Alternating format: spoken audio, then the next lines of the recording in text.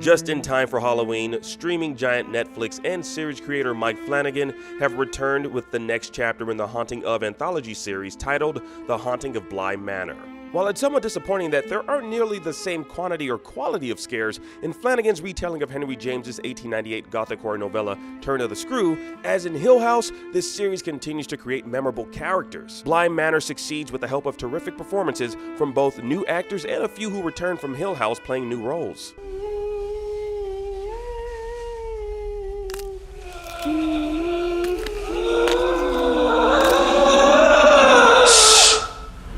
Flanagan brings the Haunting of Bly Manor setting forward almost a century for his 1980s England adaptation, but it still centers on Dani, a young American nanny who's hired to look after two orphaned children.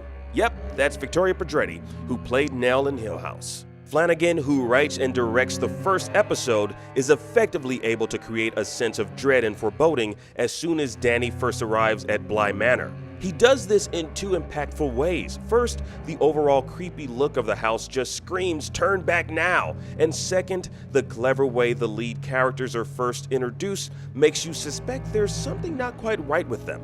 The siblings, for example, are just plain odd, though they are charmingly portrayed by Emily B. Smith and Benjamin Evan Ainsworth. There's Flora, with her incessant use of the phrase perfectly splendid whenever she finds something agreeable. Her little brother Miles has an all-too-knowing grown-up demeanor and pissed-off facial expressions that are just unsettling for a child his age. And then there's Bly Manor's housekeeper Hannah, played by Tania Miller. She's often seen staring into the distance as if she's lost in a waking dream and needs to be shaken back into reality.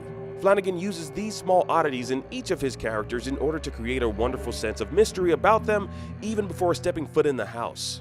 Once inside, the mystery deepens as Bly Manor slowly develops a fascinating character of its own over the course of the season's 9 episodes. There are strange supernatural happenings during the day, but especially at night. However, unlike Hill House, in which we saw a frightening slender man with a bowler hat roaming the halls, Bly is less showy with its ghost than its predecessor. Sure, there's a faceless lady in the lake and a sense of impending doom around every corner, but there's really nothing scary that's jumping out at you or chasing small children down the hall this time around. The lackluster amount of scares is disappointing since Hill House set a high bar with some big scares sprinkled throughout the series.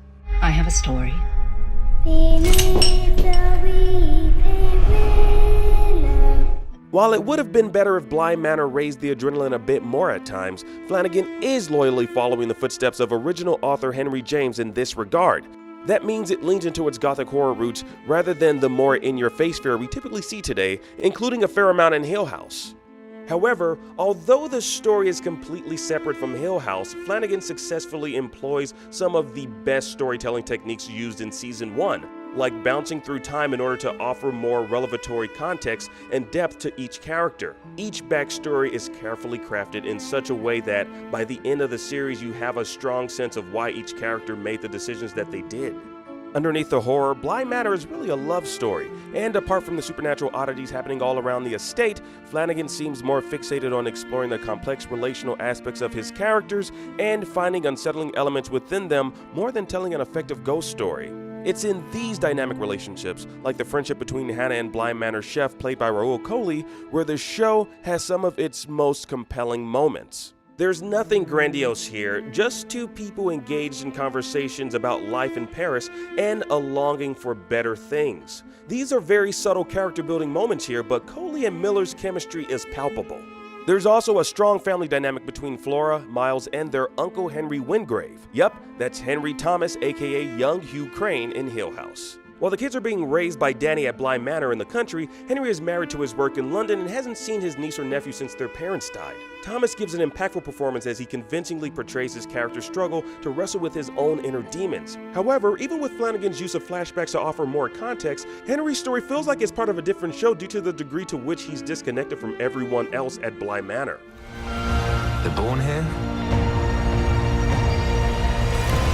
They die here. Netflix's The Haunting of Bly Manor lacks a combination of in-your-face horror and emotional depth of its predecessor, The Haunting of Hill House, but it comes pretty close. However, creator and director Mike Flanagan is able to imbue this new chapter with rich character development and a memorable love story, thanks in part to some captivating performances from Henry Thomas and Tania Miller. For more on the streaming world, be sure to check out the creepy trailer for Netflix's The Haunting of Bly Manor and Marvel's WandaVision, coming to Disney Plus later this year. And for everything else, be sure to keep it locked right here on IGN.